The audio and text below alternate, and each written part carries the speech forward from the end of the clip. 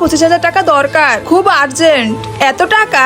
আসলে আমাদের বাড়ি রিপেয়ারিং এর সময় ওর বন্ধুর থেকে কিছু টাকা নিয়েছিলাম না, ওটাই ফেরত দিতে হবে। ওর খুব ইমার্জেন্সি দরকার। মা, আমরা ব্যাংক থেকে লোন নিলে তখন টাকাটা ফেরত দিয়ে দিব। বৌমা আসার পর তো সব দায়িত্ব আমি বৌমাকে দিয়ে দিয়েছি, তুই বৌমাকে গিয়ে বল। মা, মানছি বৌদি খুব ভালো, কিন্তু যখন টাকা পয়সার কথা আসে না তখন নিজের লোকেরাও পাশে থাকে না। কিন্তু বৌদি তো তাও পর। দেখ মা, আমার পর তোর সম্পর্ক তো দাদাপতির সাথেই থাকবে। ঠিক আছে, আমি গিয়ে বলছি। বৌদি, আমার না 25,000 টাকা খুব দরকার ছিল। দেখো মেঘা, টাকা তো আমি তোমাকে দিতেই পারি, কিন্তু আমার একটা শর্ত আছে। শর্ত? তোমার যদি টাকা দিতে না হয় দিও না। এসব শর্ত টর্তের কথা কেন বলছো? আমার শুধু একটাই শর্ত, যে তুমি যদি এই টাকা নাও শোধ করতে পারো তাও তুমি এই বাড়িতে আসা ছাড়বে না। বৌদি, আমি তো কিসব ভেবে নিয়েছিলাম।